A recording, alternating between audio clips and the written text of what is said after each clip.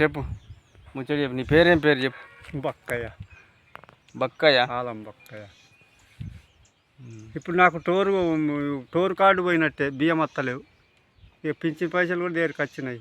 ఇక కొత్త పడకపోతే అది ఏం చేయాలి? ఎన్ని సంవత్సరాలు ఇదండి అడవిలో తిరగబట్టి? ఏ ఊరు ఇది? తుపాకులగూడెం. కొత్తూరు. తుపాకులగూడెం అంటే ఏముండే అక్కడ? వెనకట తుపాయిలు ఉండే పెద్దలకు.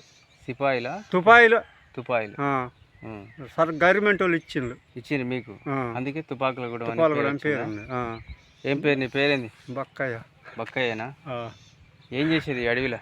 అడవిలో గొడ్ల పోకట, అడి అటు ఇటు అడవి ఉన్న ఉడుగులో పోకట, పింజల్లో పోకట, అట్లా ఇట్లా అడవిలో తిరిగేది. ఇట్లా వెనకట వాళ్ళు దొంగలు ఉంటే తుపాయిలు ఇచ్చినాడు పెద్ద మనుషులకు. కళ్ళు మంచిగా కనబడతానే? కళ్ళు ఇది ఆపడతలేదు, దానివల్ల ఇది కూడా మస్తు వస్తుంది. ఎట్లా ఉంటుంది ఆరోగ్యం? ఇక ఆరోగ్యంగా గట్టినే ఉంటుంది. ఇక ఆరు చేసి చూస్తే మనిషి ఆపడతాడని ఏర్పడాలి. మనిషి ఆపడతాడు మేర కానీ ఏర్పడాలి. ఇక గిట్ల గమిటి ముంగట గిట్లా ఆఫ్ చేస్తేనే మనోళ్ళు ఎవరు ఎందుకు వచ్చిండ్రు అన్నట్టు. అప్పుడు పరిస్థితి ఎట్లా ఉండే? ఏంటిది? ఏం కష్టాలు పడ్డావు? ఏంది విషయం చెప్పు. రెండే ముక్కలు. అప్పుడు కష్టాలు ఏంటి? కష్టాలంటే అప్పుడు బువ్వ దొరకకపోయేది. ఇప్ప పూలు అనుకొని తినేది. ఇప్ప పూలు, చేపల కూర. చేపలు మస్తు దొరికేది. అప్పటి విషయాలు ఏమేమి ఉన్నాయి? మంచి ముచ్చట ఏదన్నా చెప్పు, జనాలకు ఉపయోగపడేటి. ఇక జనాలకు ఉపయోగపడేటైతే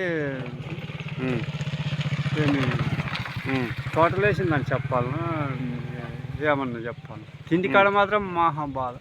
అప్పటి తిండి కాడ ఏం దొరకకపోయేది. అప్పిత్తోళ్ళు లేడు, పైసలు దొరికేది. పైసలన్నా ముచ్చట్లేదు మొదలే. పైసలు లేవు, బట్టలు లేవు మొదలే, దుకాణాలు లేవు, ఏరి ఇక్కడ అసలే లేవు, డాక్టర్లు లేవు ఎవరు.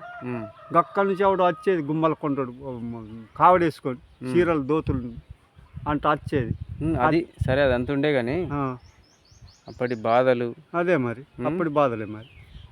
అప్పుడు ఎట్లా ఉండే? చెట్లు ఎట్లా ఉండే? అడవులు ఎట్లా ఉండే? చెట్లు మస్తు ఉండే. పండ్లు జంగలోళ్ళు మెదలలేకపోయేది అప్పుడు.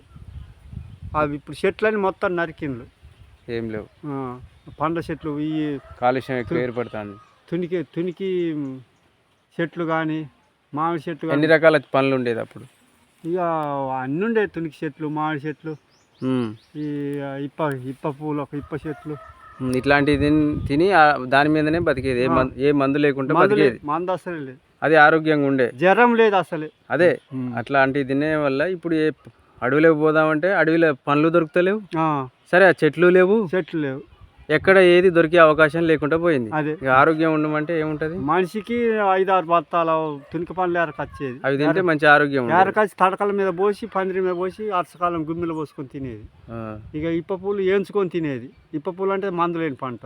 చూస్తున్నారు కదండి, అప్పుడు ఆ రోజుల్లో ఉన్నటువంటి అవకాశము, చెట్లు, పండ్లు అన్నీ దొరికేది, మంచి ఆరోగ్యం ఉండేది. ఇప్పుడు ఎన్ని పండించి అన్ని రసాయనిక మందులు కొట్టి అలాంటి పంట వేసి ఆ పంట తిన్నా కూడా ఆరోగ్యం లేకుండా ఉండే. ఇప్పుడు అలాంటి రోజులు లేవు అని చెప్తున్నాడు ఈ పెద్ద మనిషి. Thank you. తుపాకులగూడెం ఇది. అందరూ సబ్స్క్రైబ్ చేయండి, షేర్ చేయండి. Thank you.